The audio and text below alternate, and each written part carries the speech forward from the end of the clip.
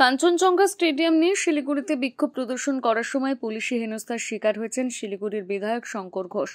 বৃহস্পতিবার Siliguri journalist club সাংবাদিক বৈঠকে এমনটাই অভিযোগ আনলেন খোদ বিধায়ক। তিনি অভিযোগ করে বলেন, সেই সময় প্রচুর পুলিশ তাকে আটকানোর জন্য এসেছিল, যেখানে তিনি আগেই বলেছিলেন এটি কোনো রাজনৈতিক কর্মসূচি নয়, এটি ব্যক্তিগত কর্মসূচি। আপনারা জানেন যে খেলার মাঠে খেলাই হবে এই স্লোগানটা তুলে কাঞ্চনজঙ্ঘা স্টেডিয়ামে সরকারি কর্মসূচির বিরোধিতা করেছিলাম। ধর্নায় বসতে চেয়েছিলাম। ধর্নায় বসতে গিয়ে আমি দেখেছিলাম যে এত পুলিশি ব্যবস্থা করা হয়েছিল, মনে হলো যেন সন্ত্রাসবাদী ধর্নায় বসছে, খেলোয়াড় নয়। এবং ধর্নার আগে সমস্ত ক্লাব, কোচিং ক্যাম্প ইত্যাদি নিয়ে একটা পরিস্থিতি তৈরি হয়েছিল এবং পরবর্তীকালে সেই পরিস্থিতিটা যে সঠিক, এই কয়েক শত পুলিশ, জলকামান, কমব্যাট, র্যাব ইত্যাদি নামিয়ে এরা প্রমাণ করেছিল যে কিভাবে ভয় দেখিয়ে এই ধর্ণা কর্মসূচির থেকে মানুষকে দূরে রাখা যায়। এবং এই কর্মসূচি ছিল অরাজনৈতিক, নাগরিক, ক্রীড়াপ্রেমী, খেলোয়াড়দের এই কর্মসূচি ছিল। এবং ধর্ণা কর্মসূচিতে যা ঘটেছে নতুন করে আমি আর বলবো না। আমি ওই কর্মসূচি শেষে একটি বার্তা দিয়েছিলাম। বার্তাটি ছিল মুখ্যমন্ত্রীর কাছে আবেদন যে সম্মানীয় মুখ্যমন্ত্রী, তিনি সরকারি এই কর্মসূচিতে ঘোষণা করুন যে এই মাঠে, কাঞ্চনজঙ্ঘা ক্রীড়াঙ্গনের মাঠে খেলাই হবে, অন্য কিছু হবে না। কিন্তু এটা আমাদের দুর্ভাগ্য যে মানুষের দাবি, উত্তরবঙ্গের মানুষের দাবি তিনি কর্ণপাত করেননি এবং এই প্রসঙ্গে তিনি নীরব থেকে বার্তা দিয়ে গেলেন যে আবার কাঞ্চনজঙ্ঘা স্টেডিয়ামে গর্ত খুঁড়ে তিনি যদি চান, এই জন্যই অনেকে বলেন যে মোহাম্মদ বিন তুগলকের লেডি সংস্করণ কিংবা হীরক রানী, তিনি আবার বার্তা দিয়ে গেলেন এই মাঠে খোঁড়াখুড়ি করে আবার যদি তিনি চান সেই সরকারি কর্মসূচি তিনি করবেন। আমি তাকে আশ্বস্ত করছি, মানুষ নিশ্চিতভাবে এগুলো দেখছে। তিনি যাতে এই ধরনের গাজোয়ারি মনোভাব না দেখাতে পারেন রাজ্যের অভ্যন্তরে, মানুষই যে সেই ব্যবস্থা নেবেন। দ্বিতীয় বিষয় যে এর পরে আমরা কি করব, যারা খেলার মাঠের ছেলে বা যারা খেলা ভালোবাসি। আমি আমার দুই বিরোধী দলনেতা তাদেরকে অনুরোধ করেছি, বোর্ড সভায়, অর্থাৎ শিলিগুড়ি মিউনিসিপ্যাল কর্পোরেশনের বোর্ড সভায়, শিলিগুড়ি মহকুমা পরিষদের বোর্ড সভায় তারা একটি প্রস্তাব আনবেন। মেয়র সাহেব, সম্মানীয় মেয়র সাহেব এবং সম্মানীয় জেলা সভাধিপতির কাছে তারা একটা প্রস্তাব দেবেন যে সারা শিলিগুড়ি মহকুমা জুড়ে যতগুলো মাঠে খেলা হয় সেই মাঠগুলোতে খেলাধুলো যাতে জারি রাখা যায়, তার জন্য সেই মাঠের দায়িত্বে থাকা ক্লাবের সাথে একসাথে বসে আলোচনার মধ্যে দিয়ে সেই মাঠগুলোকে কিভাবে সংরক্ষিত করা যায় তাই নিয়ে শিলিগুড়ি মহকুমা পরিষদ এবং শিলিগুড়ি মিউনিসিপ্যাল কর্পোরেশন তারা একটি নীতি নির্ধারণ করুন। এই নীতি নির্ধারণের সঙ্গে ক্লাব যুক্ত থাকবে, এই নীতি নির্ধারণের সঙ্গে খেলোয়াড়রা যুক্ত থাকবে, এই নীতি নির্ধারণের সঙ্গে কোচিং ক্যাম্প যুক্ত থাকবে, এই নীতি নির্ধারণের সঙ্গে যারা শহর পরিচালনার দায়িত্বে বা গ্রাম পরিচালনার দায়িত্বে রয়েছে তারা যুক্ত থাকবে এবং এই শহর থেকে বিভিন্ন আন্তর্জাতিক মানের খেলোয়াড়, প্রাক্তন এবং বর্তমান, তাদেরকে নিয়ে এই নীতি নির্ধারণ করা হোক। এবং আমি এই পুরো বিষয়টি বিধানসভায় রাখব।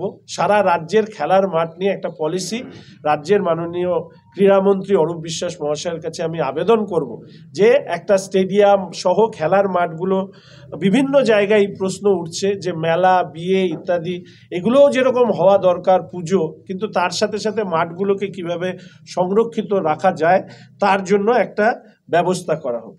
আমি চেষ্টা করব যে নাগরিকদের, ক্রীড়াপ্রেমী এবং খেলোয়াড়দের পক্ষ থেকে একটি নাগরিক কনভেনশন খেলা সংক্রান্ত, যেরকম আমাদের টেবিল টেনিসের শহর হিসাবে আমরা পরিচিত ছিলাম, সেই টেবিল টেনিস হচ্ছে এখন শেষের পথে। ফলে স্বাভাবিকভাবে table tennis, cricket, football, kho kho থেকে আর্চারি থেকে হকি থেকে বাস্কেট থেকে সমস্ত খেলা, একে নিয়ে একটা নাগরিক কনভেনশনের ডাক আমরা দেব। এবং এই কনভেনশনে আমি আমন্ত্রণ জানাবো আমাদের কেন্দ্রের যিনি ক্রীড়া প্রতিমন্ত্রী নিশীথ প্রামাণিক মহাশয়কে। উনি আমার সাথে ইতিমধ্যে কথা বলেছেন, তিনি শহরের ক্রীড়াবিদ বা আমাদের শিলিগুড়ি মহকুমার ক্রীড়াবিদদের সাথেও তিনি বসতে ইচ্ছুক। নাগরিক কনভেনশন হবে, অরাজনৈতিকভাবে খেলোয়াড়দের সাথে নিয়েই আমরা এই কাজটি আমরা করব। এরপরে আমি দুটো বিষয় আমি বলবো। ধর্নার দিন আপনারা জানেন যে এই ধর্নাটা ছিল অরাজনৈতিক। আমার কিছু বন্ধু বিধায়ক যারা বিধানসভায় আমার সাথে থাকেন, উত্তরবঙ্গের তরুণ বিধায়ক, তারা আগ্রহ প্রকাশ করেছিলেন, তারা এসেছেন। যেহেতু ধর্নাটা অরাজনৈতিক ছিল, এর সাথে কেউ কেউ রাজনীতিকে মিশিয়ে দেওয়ার চেষ্টা করছেন। আমি প্রথম দিন থেকে চেষ্টা করেছি এই ধর্নার থেকে কোনো রাজনৈতিক বার্তা না দেওয়ার। তাই জন্য আমি বারবার করে কেন্দ্রীয় ক্রীড়ামন্ত্রী এবং রাজ্যের ক্রীড়ামন্ত্রী, সম্মানীয় মেয়র সাহেব, সম্মানীয় মুখ্যমন্ত্রী এই কথা বলেছি, কোনো রাজনৈতিক দলের কথা আমি বলিনি। তা সত্ত্বেও আমাদেরকে আরেকবার এইটা মনে হয় বলার প্রয়োজন রয়েছে যে সত্যকে পোশাক পরবার দরকার হয় না, মিথ্যাকে পোশাক পরতে হয়। ফলে সত্যটা হচ্ছে এটাই যে কাঞ্চনজঙ্ঘা ক্রীড়াঙ্গনে গর্ত খুঁড়ে যেভাবে মাঠের দফা রফা হয়েছে তার প্রতিবাদ হওয়া দরকার, এবং সেই প্রতিবাদে একেবারে সুদূর আলিপুরদুয়ার থেকে মালদা অবধি জনপ্রতিনিধিরা তারা যোগ দিয়েছিলেন। এবং আমি বিশ্বাস রাখি যে উত্তরবঙ্গের সমস্ত জনপ্রতিনিধিদেরকে যদি জিজ্ঞেস করা যায়, তারাও কিন্তু একই মত হচ্ছে তারা রাখবেন।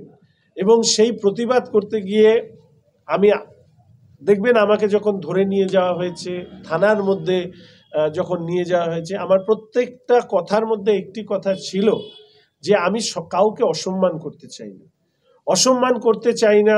মুখ্যমন্ত্রী সবার দিন যাতে সমস্যা না হয় তার জন্য 12 তারিখে ধর্না 11 তারিখে নিয়ে এসেছি, সমস্ত কিছু বলার পরে। এবং ধর্না মঞ্চেও আমি গিয়েছিলাম একা। সেই সময় পুলিশ যে অ্যাট্রোসিটি করেছে সেটা সেই মুহূর্তে আমি বুঝিনি, কারণ আমরা মাঠের ছেলে, অল্প আঘাতে নুয়ে যাওয়ার জায়গায় আমরা নই। পরবর্তীকালে বেশ কিছু ভিডিও ক্লিপিংস আমার কাছে আসে, আরও আমরা ভিডিও ক্লিপিংস পাচ্ছি। অনেকে ইতিমধ্যে আমাকে জানিয়েছেন যে বিশেষ পুলিশের আধিকারিকরা আমার শরীরে লাথি এবং ঘুষি চালিয়েছিল। আমরা সেই নির্দিষ্ট ফুটেজ দিয়ে আমরা অবশ্যই আমি বিরোধী দলনেতার কাছে পাঠাবো, স্পিকার সাহেবের কাছে জানাবো। এবং শিলিগুড়িতে যখন আমাকে তোলা হচ্ছে হাসমিচক থেকে, ভেনাস মোড় থেকে, তখন একজন পুলিশ আধিকারিক গলা শোনা যাচ্ছে শালাকে তোল বা এই ধরনের একটা বক্তব্য তিনি বারবার করে বলে যাচ্ছেন। আমি জানি সমস্ত পুলিশ কমিশনারেটের পুলিশের সবাই খারাপ, এই কথা আমি মনে করি না। আমি জানি পুলিশের বিভিন্ন সরকারি চাপের মধ্যে তাদেরকে কাজ করতে হয়। আমি কাউকে অসম্মান না করে শুধু এইটুকু বলি যে পুলিশের মধ্যে জয়রামনরা সাহেবরা, নজরুল ইসলাম সাহেব, দয়মন্তী সেনরা, তারা মানুষের স্যালুট পান। আর অনেক পুলিশ তারা আসেন এবং যান, তারা স্যালুটও পান না। একই রুল বুকের উপরে একই পুলিশ কাজ করে, কেউ সম্মান পান, কেউ অশ্রদ্ধা পান। যারা অশ্রদ্ধা পান তারা চান যে শাসকের যাতে গুড বুকে থাকা যায়। শিলিগুড়ির একজন জনপ্রতিনিধি যে কোনোদিন একটা কটু ভাষা পর্যন্ত কারো সম্পর্কে ব্যবহার করে না। সম্মানীয় মেয়র সাহেব যখন বলেছে এই বিক্ষোভকে কিভাবে দমাতে হয়, হাত পা ভেঙে দেওয়া হবে, চুরি পরে আছি নাকি, ওনার প্রতি মর্যাদা রেখে আমি ওনার সম্পর্কেও একটি শব্দ পর্যন্ত ব্যবহার করিনি, শুধু আমি বলেছিলাম আমি বসবো।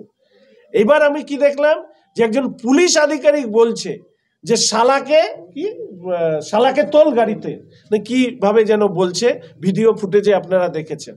আমি স্পিকার সাহেবের কাছে ওই ভিডিও ফুটেজ দিয়ে অনুরোধ করব যে কোন আধিকারিক এই ধরনের বক্তব্য একজন নির্বাচিত জনপ্রতিনিধি সম্পর্কে তিনি এটা বলতে পারেন, কোন নিয়মে একজন সরকারি আধিকারিক একজন নির্বাচিত জনপ্রতিনিধি সম্পর্কে এই অশালীন ভাষা ব্যবহার করতে পারেন।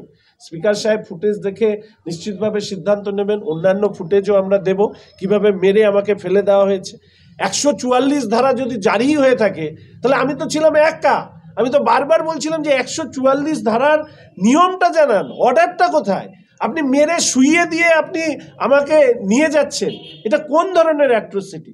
তা সত্ত্বেও আমি পুলিশের ওপরে কোনো ধরনের এবং একটিও কটু শব্দ ব্যবহার না করে আমি বলেছিলাম পুলিশ রুল বুক মেনে চলুন।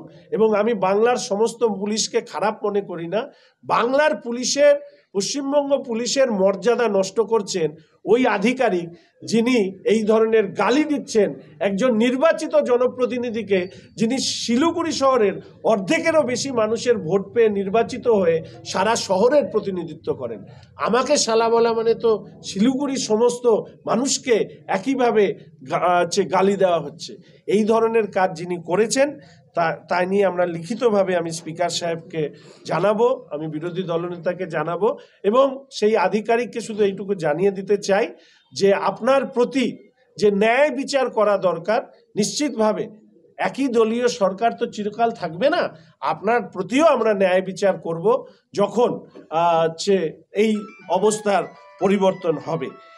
এবং শেষ করব এইটুকু কথা বলে যে আমরা যারা মাঠের ছেলে, যারা খেলা ভালোবাসি, তারা সবাই এই আন্দোলনটাকে এগিয়ে নিয়ে যাব ভবিষ্যৎ উত্তরবঙ্গের ক্রীড়া পরিকাঠামো সুরক্ষিত করবার স্বার্থে, নতুন ক্রীড়া পরিকাঠামো গড়ে তোলবার লক্ষ্যে। ধন্যবাদ।